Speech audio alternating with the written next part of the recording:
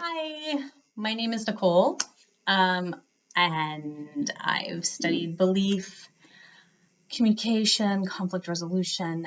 I have my master's in industrial organizational psychology. I have a website called The Seven Candles, and I would love for you to come visit. I am talking today on something that is one of my favorite stories. I just love this story. It's something so cool. So I was outside letting my dog go to the bathroom. That's not the favorite part of the story. And my neighbor kid, she's about, I think she's fifth grade, came out and she with the other neighbor with my old. She used to live in that house. Old neighbor kid. They came out to me and they said, "We're gonna go have ice cream with whipped cream on top of it. Vanilla ice cream with whipped cream on top of it." That's boring. Why would you want to do that? Was my response. And they said to me, "Oh." Then the little girls, the young fifth grader, the other one was in sixth grade at the time, I think. We'll call the one fifth, one sixth grade, so you'll know the difference between the two. She looks at me and she goes, "Some boy told me I'm not Hispanic." I looked at her and I said, "You are too." She goes, "Well, he told me I'm just white. I'm not Hispanic." I said, "Well, you're both." I said, "There's just not white. If you're European, there's German, and there's Sweden, and there's, Finnish." And I said, "There's all these different things about being a European, and there's different things with each of them. German people are different than Finnish people, and you should research the differences between them. White people aren't all just the same. And all Hispanic people aren't all the same too. But you're just not one." He's wrong in that. And there is so much richness and culture.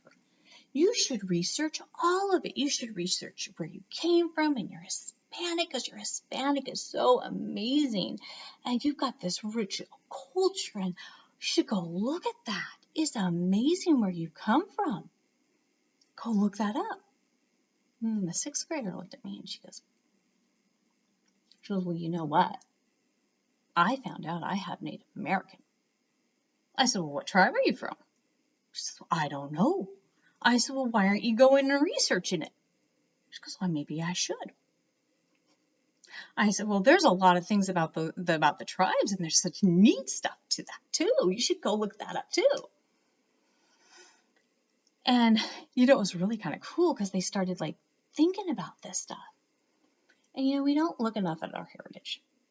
And our heritage is so amazing, and it makes such wonderful things up about ourselves and such beauty. And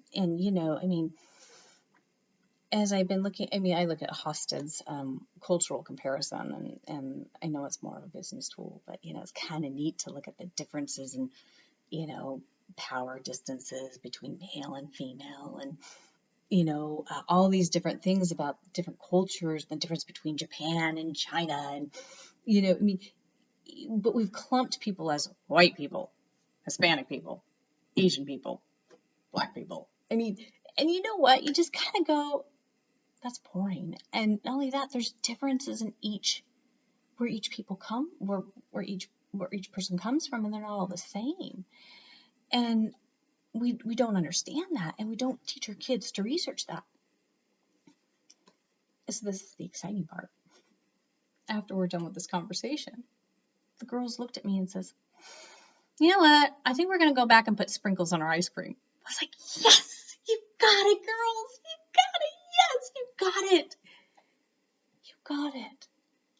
You got the variety. You got the beauty.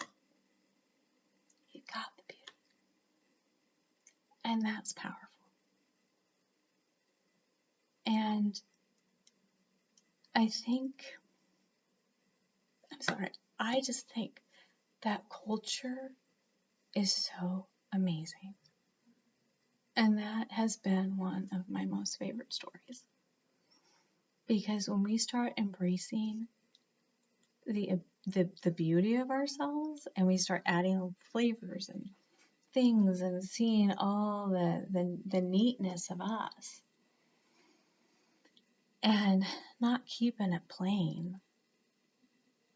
There's just so much. And I hope when you're done here, you start to look at how amazing you are, where you came from, and what that richness offers you and your family, and what is offered your generational line. Thanks for watching. I hope you visit my website called The Seven Candles. And until next time, bye.